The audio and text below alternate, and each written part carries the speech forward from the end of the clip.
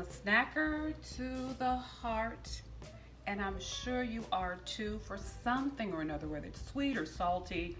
Today I'm going to show you a very easy recipe using your dehydrator and kale. I love kale chips, and that's what we're making today. I'm just simply going to start by removing the leaves, and I usually don't use a knife to break them up. I just break them apart with my hands, remove them from the stem, break them up with my hands. And then the next part is really easy. We're going to add a little bit of grapeseed oil, and I like grapeseed oil over olive oil or coconut oil because it can withstand a higher temperature when cooking.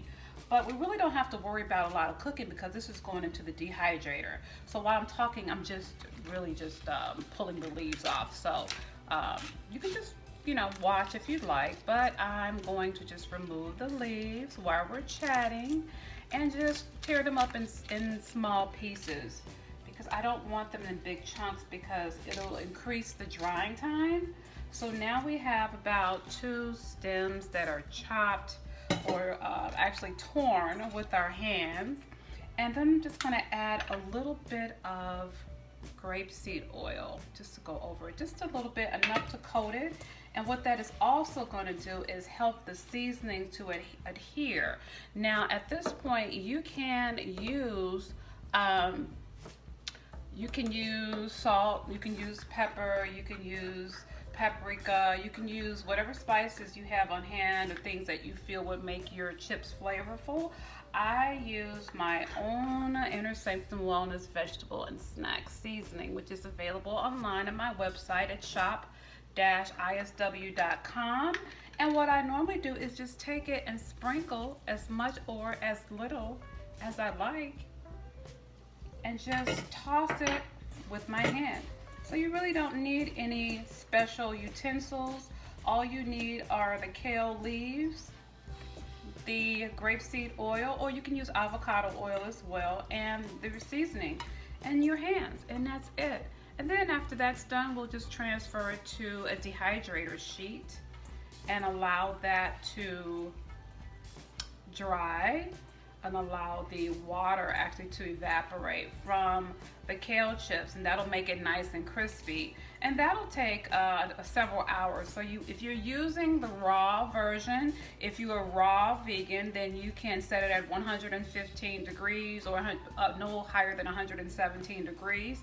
And that's gonna take about 10, maybe 8 to 10 hours or less. And if you're just want to have kale chips in a hurry, you can set it at the top temperature of about 155 degrees and it'll be done in about a couple hours. Okay, so now this is going to go into the dehydrator. So now I've placed all of the kale onto my dehydrator sheet. It's nice and covered with a little bit of grapeseed oil and the seasoning. I'm going to put this in the dehydrator and just I'm going to actually set this on high so it can be done quicker. You can also make this in the oven if you put it on your lowest setting. If your lowest setting is like 175 degrees or 200 degrees, you want to set it right there. And what I recommend that you use a baking sheet with a baking rack on top. So you want to separate make sure that the kale is elevated from the baking sheet. So you want to place a baking rack, like a mesh rack on top of the baking sheet, so that the kale doesn't cook in its own liquid and it becomes soggy. You want it to become crisp, and that's a great way to do it. So if you put it in the oven, lowest setting, 175 or 200 degrees, depending on which type of oven you have, that's Fahrenheit. And then you want to place it in your oven and watch it every 30 minutes. So you just want to check it for doneness every 30 minutes. So I'm going to place this in the dehydrator and I'll be back with the finished results. And I am back, and look, the kale chips are ready. Can you hear it? Light and airy, but crispy. Wait, I don't think you heard that crunch. They are so good. They will scratch. I think I've kale on my lips. Anyway, they will scratch that salt and crunchy itch like no other, and they're so nutritious and healthy.